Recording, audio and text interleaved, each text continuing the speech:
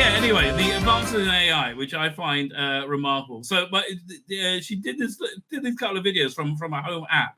Now, he's not there, right? This is just a picture she took from him, and it like made this whole thing. I'll get rid of the music, but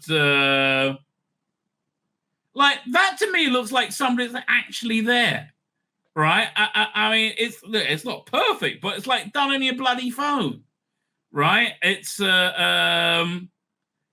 a lot of stuff going on with it. So, like, if you haven't seen, Ian Levine has been doing these AI reconstructions of missing episodes, which I found absolutely fantastic, right? They're not really for me though, right? They're not really for me because while they're good in terms of they're a massive step up from the Telesnap reconstruction, I can't watch them like they're real because the camera isn't panning in the right direction for it. It just like it needs more money, right? More money. Conrad said, repaint his bedroom. Does that sound like innuendo? No, not talking code. Was it? I have to wait sometime before a new video is downloaded. That is true. Anyway, so this thing I actually sent to Dan because he's on his channel all the time. Get this to Ian Levine because this is the next step up, I think, and it again blowing my mind. Morgan Freeman, and what you see is not real. Well, at least in contemporary terms, it is not. What if I were to tell you that I am not even a human being? Would you believe me? What is your perception of reality? I mean, I can't. Look, I mean, this is... If you can do some body movement with it as well, like on that last one, at that point, we are ready for perfect reconstructions, right? A William Hartnell like this would be perfect, right? It's definitely the way to go. But yeah, this is very impressive. Is it the ability to capture, process, and make sense of the information our senses receive?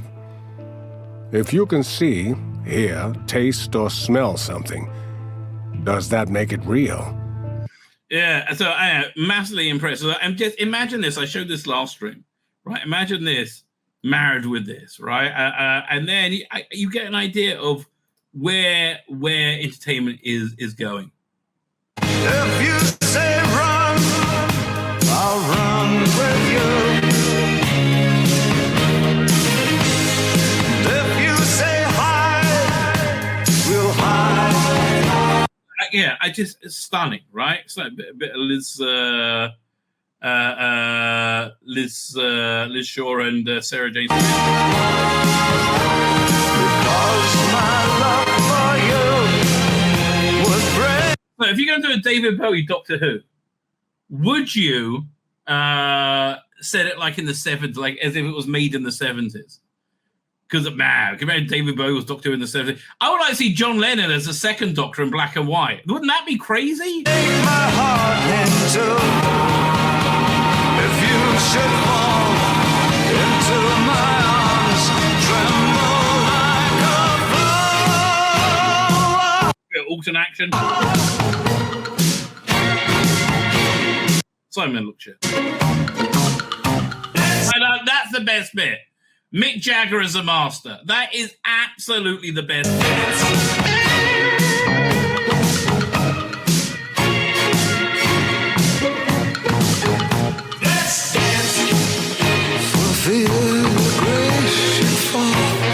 Yeah, so that all looks awesome, right? Looks absolutely much more awesome than compared to this week's episode. Let's start looking at this week's episode of Doctor Who, right? We got a couple of preview clips, and then we'll get into the what's it called? Then we'll get into the preview. Let's do this one first. Okay, so this does look very gay. Okay, this does look very, very, very gay. Brooding. Good look. Did you practice in the mirror? Bit more frown, maybe. Yeah, like this. Yeah, like this, really.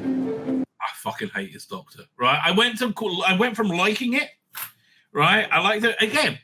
His best moment was what's supposed to be his first moment when he was running across the rooftops. He really needs to lean into physicality. That's where his strength is.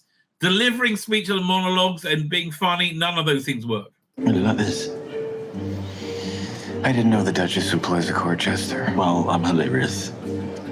And you're kind of funny, peculiar. Standing here. Good vantage point, keeping an eye out on the exits. Like you're expecting trouble. Are you? Honey, I'm here for fun. Then go and pursue your facile pleasures and leave. Okay, so the rumor is they're going to snog in this episode. God, do you think that's going to happen? I don't know. It's just so it's if it really was like Doctor Who, this would have been really great, right? But I don't think he's shit. Bottom line, I think he's horribly miscast as a Doctor. And again, or maybe he's just badly written. There's a whole thing about Stephen Moffat saying, "Yeah, I just naturally wrote in honey," and things like that. It just doesn't sound like that. Oh, and the least doctorous moment of his entire tenure was in Dot and Bubble when he sees Ricky September, whatever bloody name is, goes, "Whoa, look at that! Yeah, get in this." I'm like, what the fuck?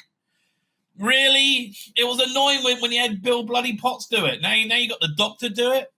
I mean, honestly, it's worth considering. He is the first black person to play the Doctor, which I think is now. Even though I detest racial quotas and identity politics and that, and the one of the great failings of the Acolyte is that all the actors are shit and can't act. I think because none of them can be white men, but it just this makes black people look bad, right? It's the first black Doctor. Why does he have to be this raging, immature queen at the same time? It's beyond me. Again, I would love to see Simon Halton from Type 40 and Shooting Gatwa in a road movie, a buddy cop movie. That'd be hilarious. Oh, hey, rude. Lord? Not a lord. Does not a lord have a name? Rogue. Nice to meet you. I'm the Doctor. Just the Doctor? Just Rogue. Again, the script isn't bad, right? It's his performance. His performance was really, yes. Look, Russell saw him and went, "Oh yeah, he's the right person, Doctor." Should I say anything yet? No, it's fine. Can I put my clothes back on? No. Okay. Of course, that didn't really happen because Shooty would never ask to put his clothes back on. Yeah. It's not looking good, is it? Fine, let's get to the preview. Doink. Here it comes. She cried. Jigger, jigger. And we'll go over here. Doink. Now, honestly, the thing that I was most displeased about this before seeing Starbeast was seeing that he didn't have a single costume and he kept changing costume. This is an awful cover. Oh God, I hate it so much. And so this is one of the many costume changes. I'm finding that one of the least annoying things about it. Right? No explanation on how he changes his hair. I figured he puts his head into a some kind of transporter, from Star Trek, does your hair automatically. That's what what's the name always thought. Marina Sirtis, right? They said in the morning they just kind of put their puts their head in a hair replicator to get perfect hair. Fine. Let's have a look at the preview. Oh God, I mean, really, does it really need to look quite as gay as it is? I mean, that just looks very, very, very gay. Here we go. Rogue. So this is one written by the intense talents of who was it again? The people who did Loki. Bloody hell! I mean, look, I can see why they wanted to partner with the BBC, where they really want to partner with Disney, because the bad that this series is, I feel. Better than pretty much anything else on Disney Plus. Well, I don't know, maybe the last 5 years. The Regency appearance is in full swing, and the Doctor and Ruby are tearing up the dance floor Bridgerton style. Never seen Bridgerton, not interested at all. Heroes have gate crashed a glittering society soiree. They're not on a quest. They're not fighting evil. They're just two mates with the zest of life crashing a party, having fun, having an absolute ball. I mean, here's the thing. I like the rudderless traveler in time and space. I think that is really kind of cool. I don't like the let's go and have a laugh. Oh, we want to have a laugh. Oh, we love a little bit of a laugh. I mean, it just doesn't strike me as a as a 2,000-year-old incredibly wise, intelligent alien. It just not at all. They're having a ball, and this time when the Doctor dances, he really dances. Oh crap, that doesn't sound good. Like we see, honestly, the Doctor dancing scene, his introduction to his dancing is what killed the ratings of this era, right? Because Normies saw that and went, bye, no thank you, not interested. I mean, that's I think the thing that turned off Normies more than anything else, right? It's it was too gay, right? Bottom line, it was too gay. Fine. Well, who can blame them? Who's them? If you had access to the best partisan, someone says, wouldn't you go for a knees up every now and again? Yeah, but I wouldn't crash somebody's bloody. I don't know.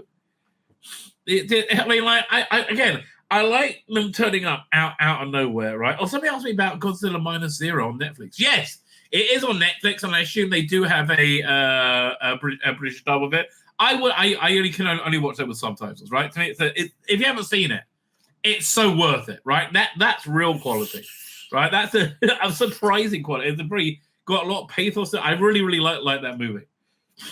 It's and I like Godzilla movies. Where am I up to? Fine. Rogue gives a Doctor. Wait a minute. In these are right now. Rogue gives a Doctor Who design art department a chance to show off what they can do with a sumptuous historical setting. Well, I always find that less impressive, right, than like a believable sci-fi setting, because we know what Regency looked like, right? We know exactly what it looks like. Blow my nose. Oh, there you go. The bit my brain came out. Yeah, it's okay. I got plenty more. What about him? The main boardroom is a glittering palace of gilding and marble, exotic flowers, and buffet. A buffet groaning with delicacies in the rainbow of pastel shades. Scores of elegant guests in tight breeches float. None of this appeals to me at all.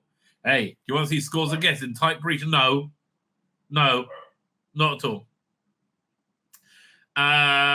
With floaty silk matchmake, whatever, and matchmake and mingle with a small orchestra playing exquisite dance music. But this is Doctor Who, not Jane Austen. Okay, so it's not long before mysterious stranger catches the Doctor's attention. Again, look at him catching attention. Yes. Do you want me to suck your dick? Well, I don't mind if I do. Could you stop stroking it first? No. Okay. Where are we up to? Come back. We're at the season finale after this week. Thank God. Who can really blame me if you had access to the best, blah, blah, blah, knees up, ballroom, blah, blah, blah, Jane Austen, Doctor Who, and the body count starts to rise. Producer Chris May is rightly proud of this little bit of awe his team of cheese for his episode. Dude, I wouldn't be proud of anything, right? I wouldn't be proud of anything. This has been a real failure. Like a real total failure is how I would describe it. We've had 24 dancers and 60 supporting dancers in full period costume. We had a team of people. We had a team of something like 35 makeup artists and an enormous costume department to help everyone get ready. We've had an incredible choreographer, well, I hate that already, who's taught these Regency dancers. It has every level of production. That's absolutely fantastic. Well, look, I'm old enough that I can remember this. Let me find this clip. Go doink over there. There we go, doink over here. And there we go here. And it's this one, isn't it? No, no. Oh, it's over here. What's that? Trying to... Yeah. Okay. Yeah. The opening there should be just right.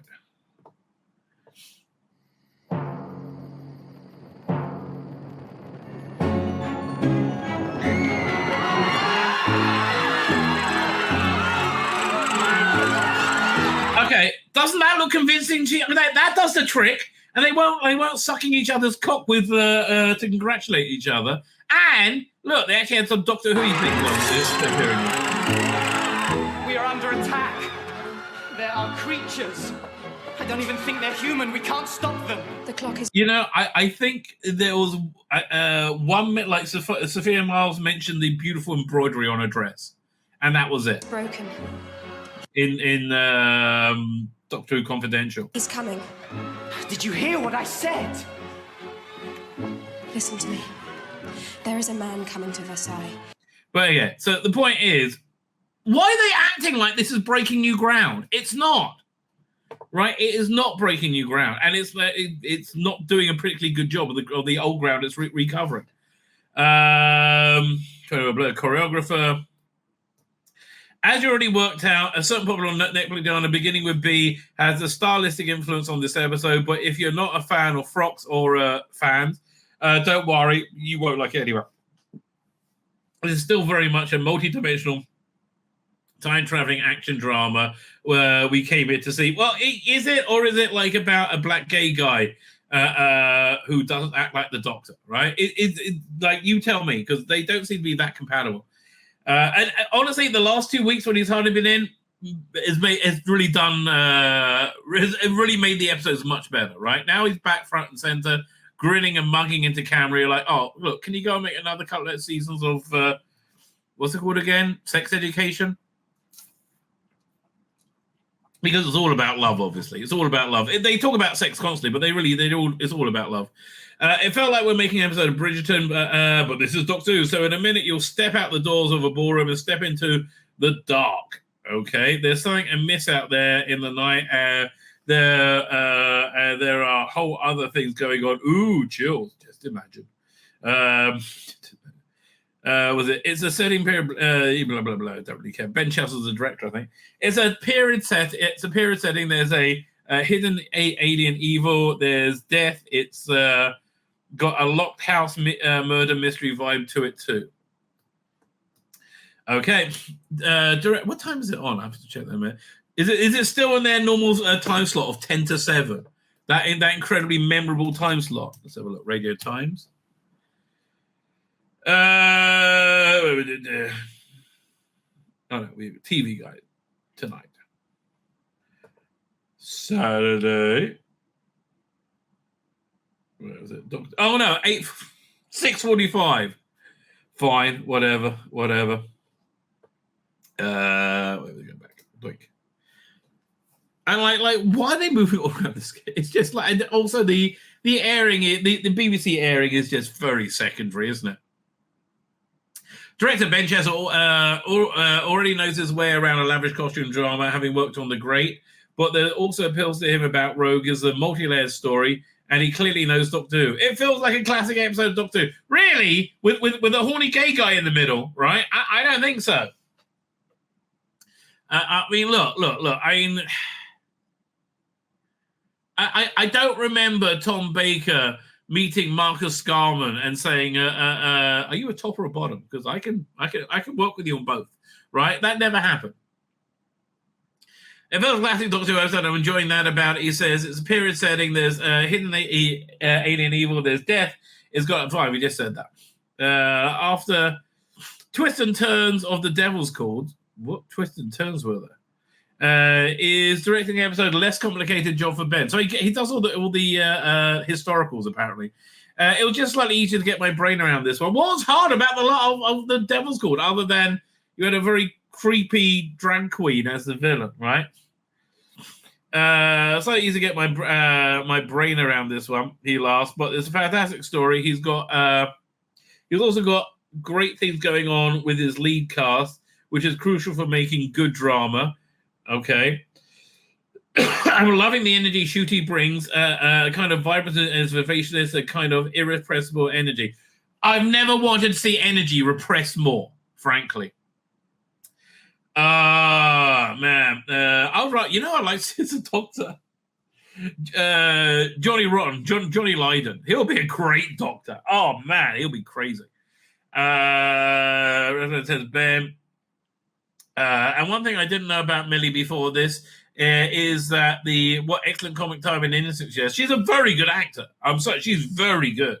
I mean, she really wasn't good enough to pull off being 40 when she was by wearing a wig. I don't know. She's adapted to bringing comic edge and even beyond what's on the page. Well, that's what comic edge is. Jonathan Groff, star of Matrix Resurrections. Oh, he was in Matrix Resurrections. He was the replacement for Agent Smith. There you go. And Knock at the Cabin is taking a lead role in this adventure, and has blah, blah, blah, blah. I mean, good avian monsters that I like. Right? I always wish that the idea for was it The Visitation? Yeah, was that it would be like a scaly reptilian alien. Kind of like an alien, but wearing Regency, or was it 14th century or 16th century? You know, the ruffles, the Shakespearean stuff, which I thought that would have been a great idea. Sadly, never happened. Right, it never happened. What made a lot of people happy? We'll talk about Millie Gibson again. Oh, good for her. Made a lot of people very happy, but who is he playing? And what are his motives? Publicly, the photos of Jonathan Ross dressed up as like Mr. Darcy caused a bit of a sensation when they were published last year. Really? I didn't find that sensational. But they didn't give much away. Jonathan isn't giving much away either, but it's impossible to keep his enthusiasm for working on Doctor Who from spilling out. I do get that. It must be kind of fun and exciting to be in Doctor Who, right? I mean, even somebody who doesn't know what Doctor Who is kind of new. You know, Neil Patrick Harris, for example. Like, he seemed to be really chuffed to be in it. He was great in it. Although Neil Patrick Harris was more confused about what's the song that he did the dance to in the giggle? It was a Spice Girls song, wasn't it? What was it? Light Up Your Eyes. He's like, everybody in this country knows this song, right? Like literally, never heard it before, right? Everybody knows this song, intimately well. Oh man! Again, this is what really annoys me about things like The Acolyte, things like Doctor Who. It's such a waste of resources, right? It is such a waste of resources. We could have can you imagine if this was done not being driven by identity politics, right? But they wanted to make a TV show that entertained people. Could you imagine that? That might be quite good, right? That might be quite good. Where are we up to? Blah, blah, blah. He likes Doctor Who. Russell and Shooty are both so warm and welcoming. Yeah. They're very warm and welcoming, yes. Is that code for they sucked my dick? I think it was. And gifted have like an air of fresh inspiration about them. No, they don't. I'm sorry. This whole production feels stale, and it feels like it's desperately trying to be youthful and relevant, right? It feels really stale to me. And Wales is so beautiful. I've been to Wales before, but never to Cardiff, and I've never shot anything here. I love it. Oh, good for you. Everybody is so polite. It's really for me, Cardiff. Well, okay, there you go. Indira Varma plays Rogue's other main guest role, the powerful and demanding Duchess of Pemberton. Fans already know her as Susie Costello. They were supposed to bring her back every year for Torchwood, right? Man, that optimism we had when Torchwood first started. Like that was a cinematic universe, a TV universe, I should say, before it became a thing. Torchwood, Sarah Jane Adventures, Doctor Who. I mean, and what was that? 35 episodes a year they were doing between all of them? Maybe more. Was it Susie got there? But Susie, but even Susie doesn't slay like the Duchess in one of her killer gowns. I hate the word slay. Costume does so much, last Indira. swathed in satin velvet. I always thought it kind of sucked in. Well, one of the many things that sucked about Game of Thrones, right? Their final fate was being forced to watch her daughter die and like live in a cell with her and be force-fed to be kept alive, right? That was the Cersei's revenge. I wish they like just came back to her at one point and saw like a broken where she ended up. You put on it, makes you behave in a certain way. I've got an incredible high-waisted embroidered dress with long gloves and quite elaborate hairdo. Well, that's all true. Hair and makeup and costume have such a lot of work in this episode. Allegedly, Bridgerton bought up all the Regency costumes from around the country, so we had to make a lot from scratch. You couldn't have borrowed some. Like, when you think of calling their production, hi, Bridgerton, could we borrow a couple of costumes? I'm like I don't understand. Why not just do that? No. Look, if you don't do that, you might end up not spending 180 million on eight 30-minute episodes. They've been really up against it, so it's great fun for them. It means it can be quite creative, I'm sure. India is also enjoying working with the new TARDIS team. Well, I like half of them. It's great to be with a doctor like Ncuti, who feels like such a modern casting. Too modern.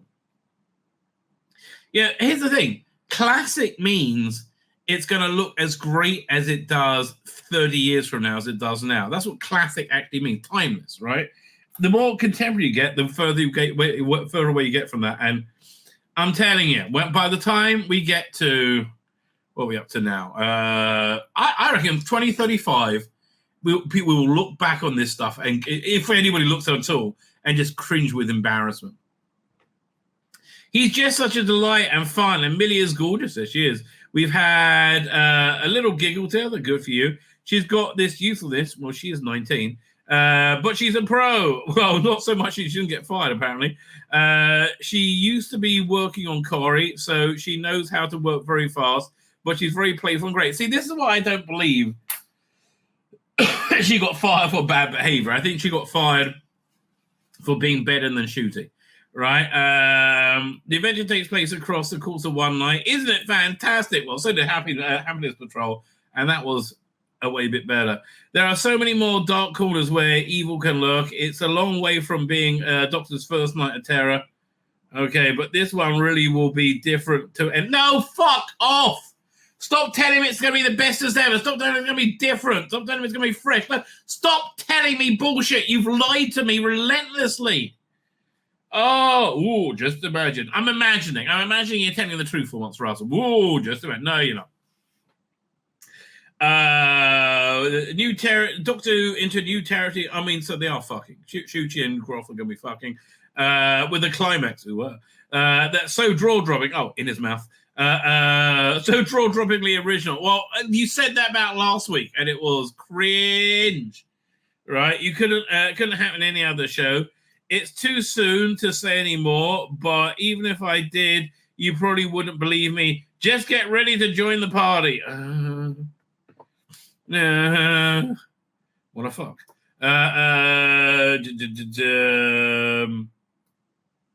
Should have got written by Kate Herron and Brainy Redman. Honestly, wouldn't it be funny if this was one of the best scripts of the season? Because honestly, Moffat's script was the best of the season so far, and that had like a gazillion plot holes in it. In a nutshell, the Duchess of Pemberton's Ball is the highlight of the season where the cream of Georgian society gathering to dance, gossip, and flirt. The Doctor and Ruby are having a whale of a time, but not everyone is who they appear to be. A tall, dark stranger is surveilling the crowd, and there's a drained corpse. I drained him dry. I'm the Doctor. In the shrubbery. Will the Doctor and Ruby survive to see the sun? Yes! They're in next week, you dumb cunt. Yes! Doctor, fine. He's just doing the whole brooding thing. Oh, fuck off. All right, here's another clip. Where are we up to? Where'd it go? Doink. There we go. tall-eyed bride, Lord Barton approaches. Why are they doing that on like a double? It's so weird. Tall glass of heartbreak. Ah. Your Grace, where have you been hiding this absolute delight? With hair like golden strands spun in the rays of the evening sun. Oh, you're not tall glass at all. You're half a pint of shandy. No, it doesn't like her at all there, but I like that seemed like kind of a nice compliment. No, dear, you should learn to be admired in silence. Yeah. Well, if you spoke to me and the girls like that on a Friday night down at the spinning wheel, then we'd rip you a new one, mate. Now, get out of my way, Lord Stilton. I get it. That's not a bad scene, but it is like, oh, we gotta put a man down because otherwise, they might get above themselves. It's a very difficult cheese.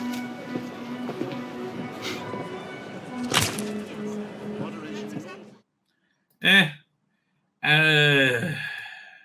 don't know. It doesn't sound. It's not really doing it for me, right? Not really doing it for me at all. Let's see what Russell's got to say for himself. Where is it? Russell T. Davis. Oh, it's the best as ever. Oh, just imagine. You'll never see a monster like this before. Oh, fuck off, Russell. Russell T. Davis, showrunner, writes exclusively for Doctor Who magazine. No, he doesn't write exclusively for Doctor Who magazine. He writes for Doctor Who and the BBC. Also Doctor Who magazine. In this issue, Russell is writing from the Eye of Doctor Who publicity storm, New York. How'd that publicity work out, mate? Did that end up giving great ratings? No, sadly not. No. As it takes TARDIS to the Big Apple. Okay. Faithful viewers, just imagine. I'm writing this in New York. Okay, dude, that was impressive in 1967. Like, people get around a bit more now. It's the Doctor Who press junket. Definition of junket: a sweet, milky pudding or a promotional trip. Discuss. Okay, fine. I understand why you might like milky puddings there, Russell. This is how it works. We're put in a hotel, me, Shooty, Millie, plus their agents, with fleets of publicists, and we have all our chocolate TARDISes. What? We have all our chocolate TARDISes in our rooms to welcome us. Well, that's pretty cool. Is that what the picture is? Is this a chocolate TARDIS? There you go. Okay. I think that's pretty darn cool, right? I think that's pretty darn cool. But I really do. I'm really impressed. This has been the most impressive thing of this era. I didn't realize that was chocolate. I'm like, that's really impressive. Looks kind of dinky there, but wow. It's funny the things that impress you, isn't it? Chocolate Charles is there to welcome us, and none of this comes out of the license fee. Don't worry. No, you waste the license fee in whole other ways. Don't worry. I'm not that bothered. Where we're up to. Then an entire floor of the hotel is set aside. There's a room of food, which ends up being untouched because we're so busy. Plus rooms with cameras in it, one for each of us. You've seen these rooms on every bit of publicity made in the last 20 years.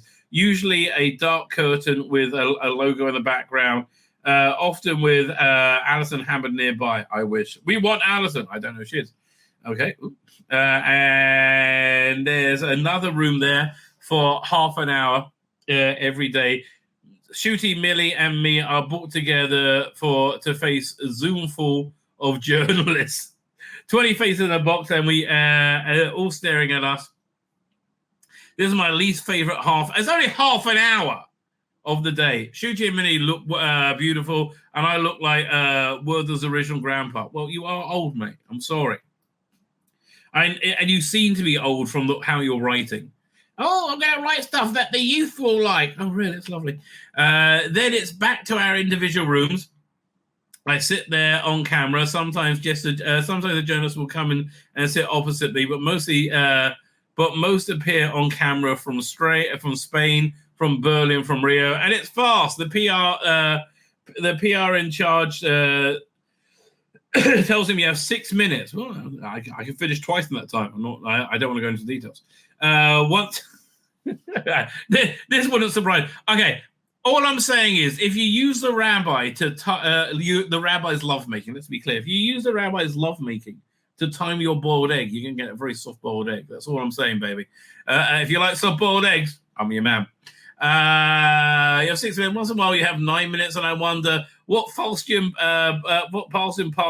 past has gained the extra time. Once a day, somebody has the 15 minutes, and I think it must be a Pulitzer winner. The amounts. This amounts to, on average, 28 interviews every day, 48 if you include Zoom. Over 3 days, there's 144. It's dizzying. And the thing is, you're encouraged to repeat yourself, or you'll go mad. No one has 144 different anecdotes. I do, baby. And most of them can't be repeated.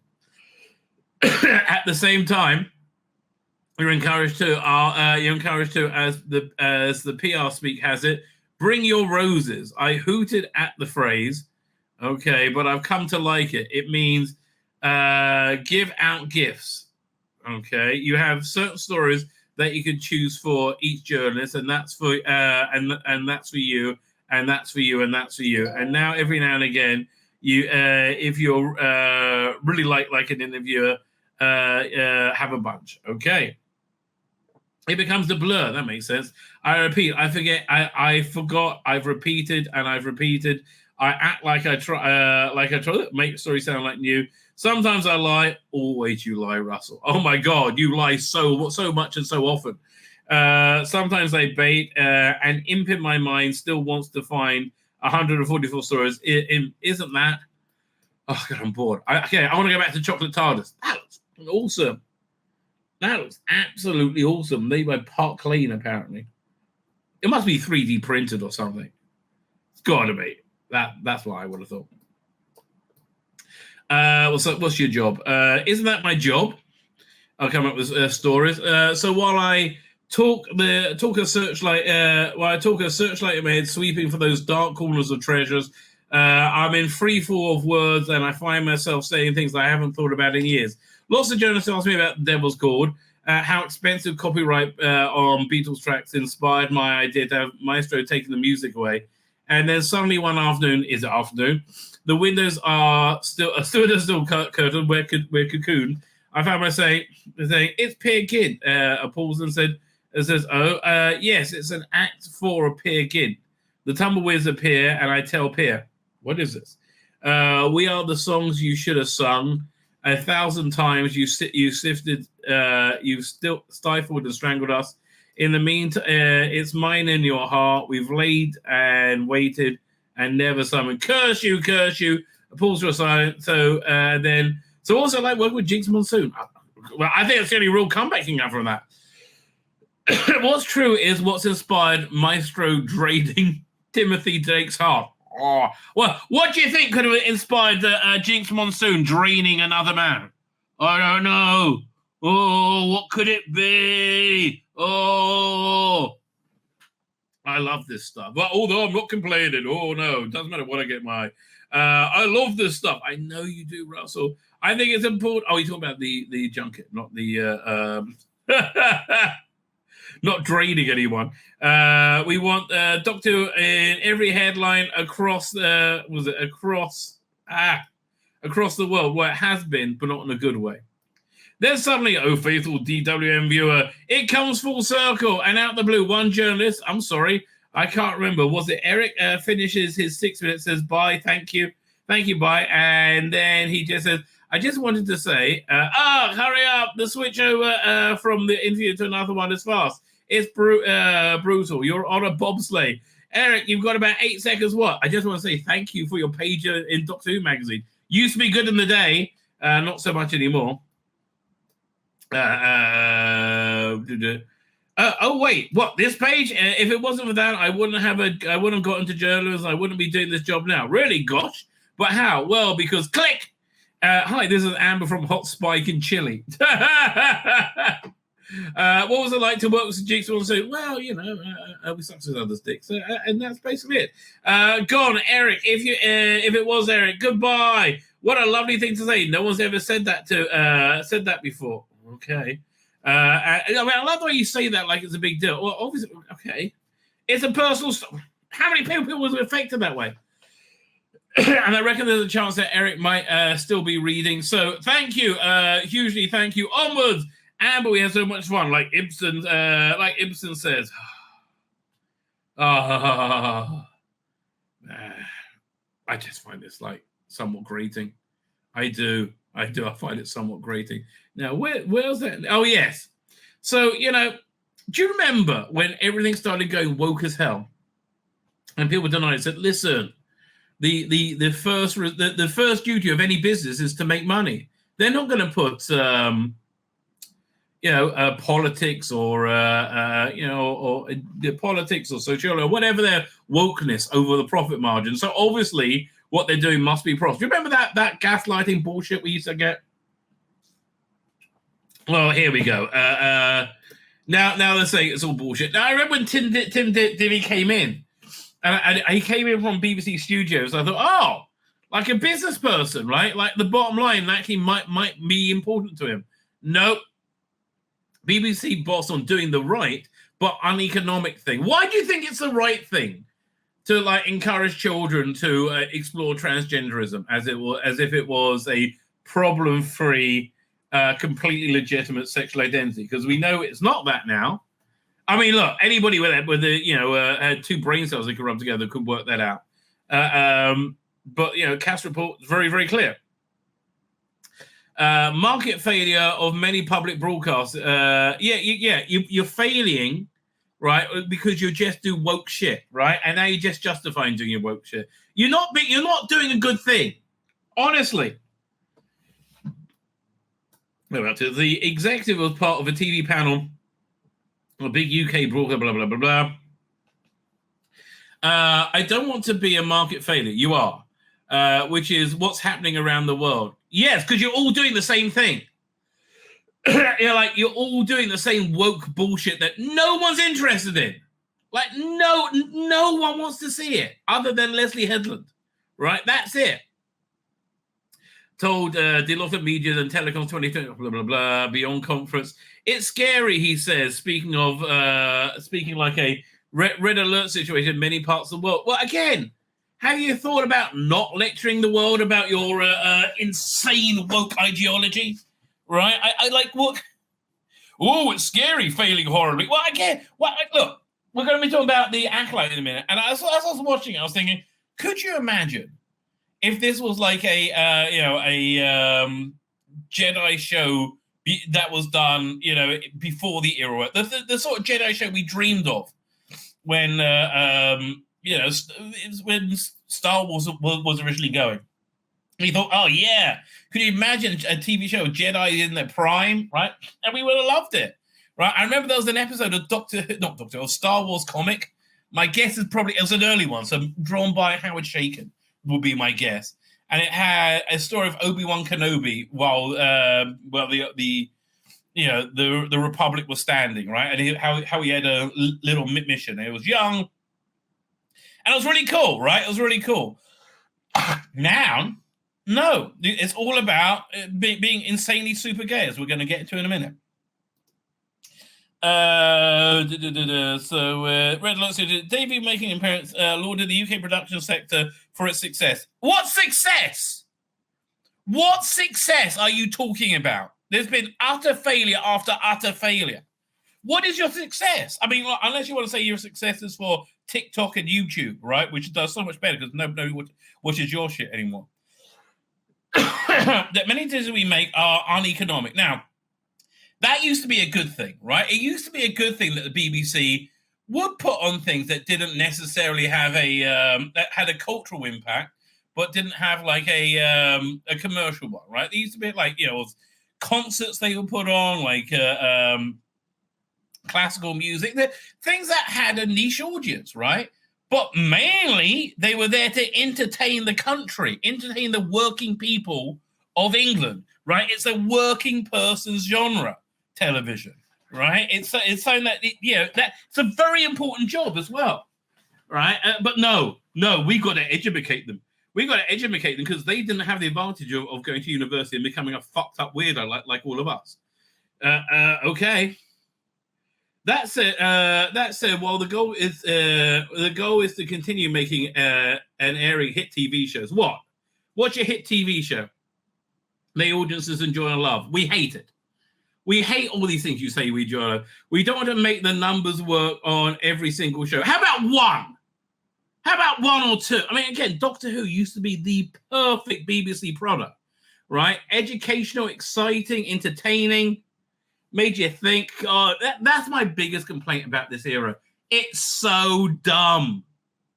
It's so painfully dumb, right? It actually annoys me. It hurts me how insanely dumb it is.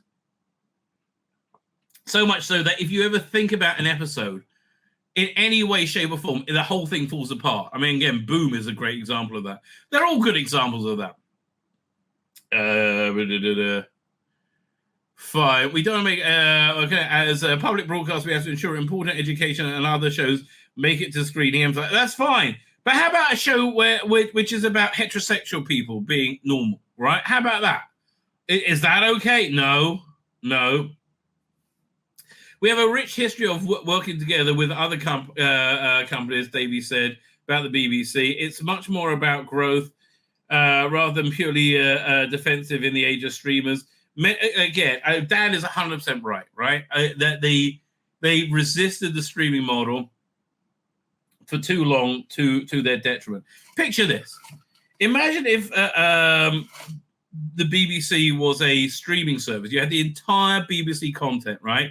Everyone in England gets it for free. Right? You get it for free just by being in England. You want it outside the UK, you have to pay, right? $4.99 a month, right? Something low.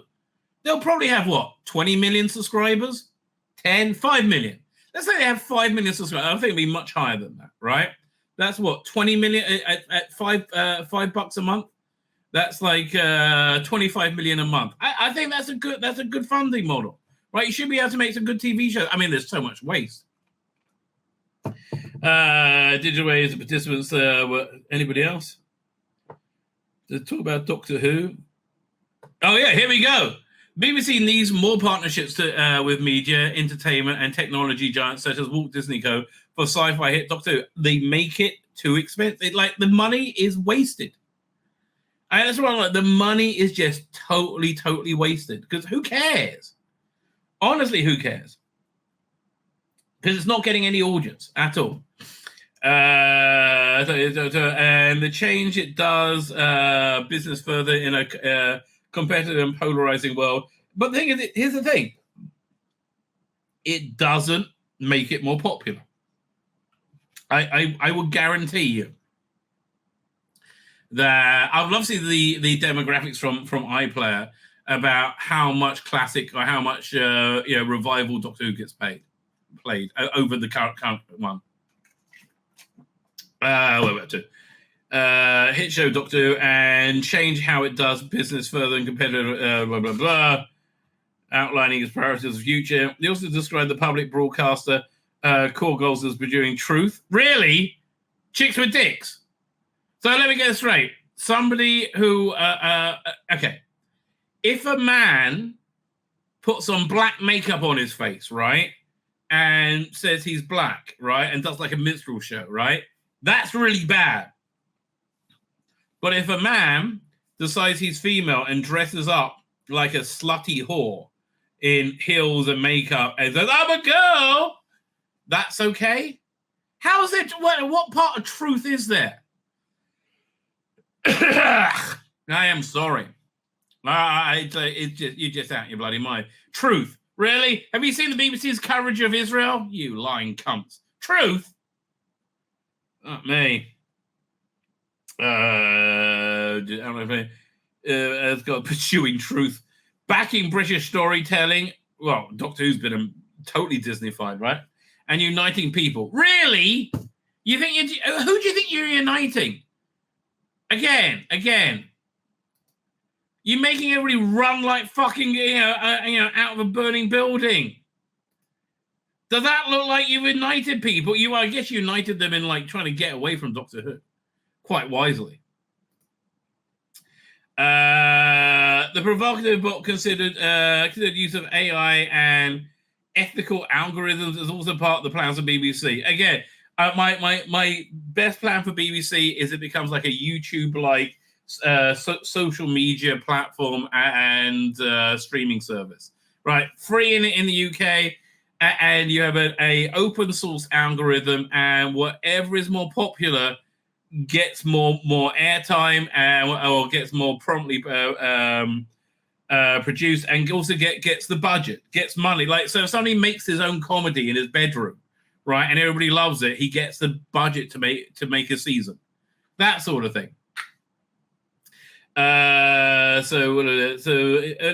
Earlier month was on a 5-year strategy and plan to reshape Channel 4, except I don't care, blah, blah, blah, blah, blah, blah, blah. Cited democratic disengagement, especially by younger people. Why do they use such stupid words? As a key challenge for the public world. Yes, you've made shit that nobody wants to watch. You've made shit that nobody, and it's, viewing has become a thing of the past. Right. So Bellamy on Tuesday emphasized that the UK is the biggest exporter of scripted shows behind the US and a huge creator of unscripted formats, and highlighted how key to support British creators across the industry. For example, Succession, that was a good show. Creator Jesse Armstrong was backed for years by Channel 4, and then something similar is true for Phoebe Waller-Bridge. Oh, really? You want to be proud of Phoebe Waller-fucking-Bridge, the woman who destroyed Indiana Jones and Star Wars, and soon to be Tomb Raider? Really? They're out their fucking minds. Bottom line, they are out there. They are out there, absolutely minds. They are bonkers, mate. Like, just bonkers, bonkers. It's the only way I can possibly describe it. My name's Tzvi Lebetkin, the Rabbi from another planet. Please like, share, and subscribe, and ring that little bell. Ring the little bell so you're notified when new videos drop.